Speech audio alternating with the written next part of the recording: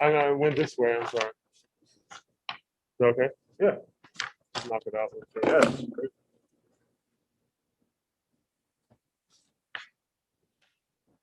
Neil. Hey, Mo. Scott talked about your ability to play individual defense, communicating, all those things. We hear you on the floor. How does that attribute to your guys' success today? I mean, sorry, I'm gonna take my mask off. So I'm polite. I just try to do what I can do, and I don't know. That's for you to judge. But I'm out there playing as hard as I can and trying to play the role that makes sense. And I'm happy we got a win. And the beautiful thing is we have another opportunity tomorrow. Chase. What was the key for you guys on the defensive end? Not just the good start, but sustaining that throughout the game.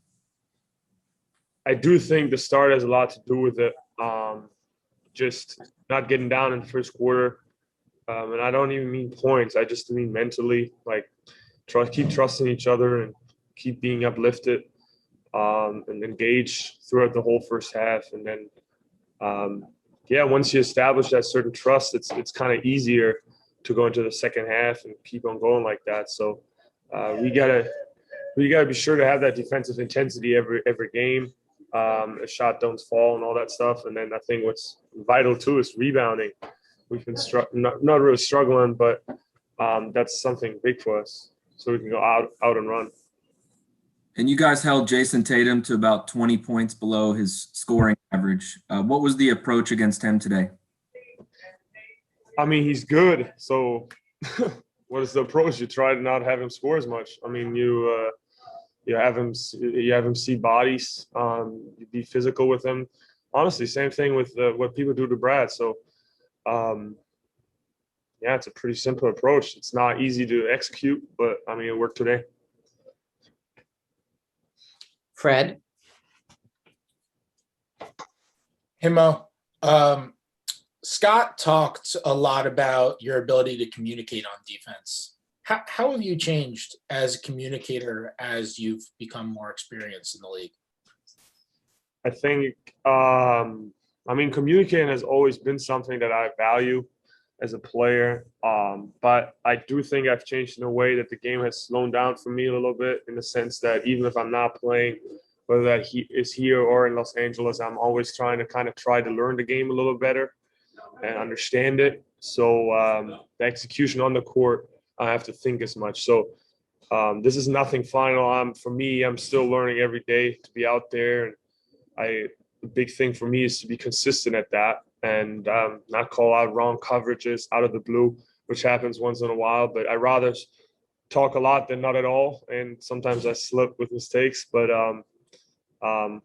we'll be fine if we all talk. So that's kind of my approach. When you're out there and you do have one of those slip ups, you call out a wrong coverage. How do you make up for that in the moment? Like, what's your next move to try to recover for the mistake? I mean, effort. The mistake's done. Next play. It's a beautiful thing in basketball. It's not a perfect sport, so you can't really expect that going into the game. Maybe apologize depending on who is it on the ball, but other than that, just next play, man. And that's how you develop trust,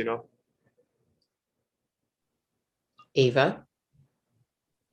Mo, you mentioned the mental effects kind of the good start, but what does this win, especially having it come from the defensive end, do for your guys' confidence overall?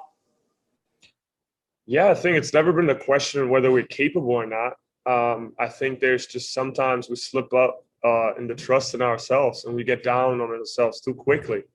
Obviously, it doesn't help giving up 40-point quarters. That's not how you build trust with each other. So we know we're capable. We're well coached. We're all tough guys. We're all here for a reason. I think it's a matter of trusting ourselves. And then also, we talk about one game right now. We have an next one tomorrow, and we've won 7 or 8 games total this year. So we've got to pick it up and be consistent with it.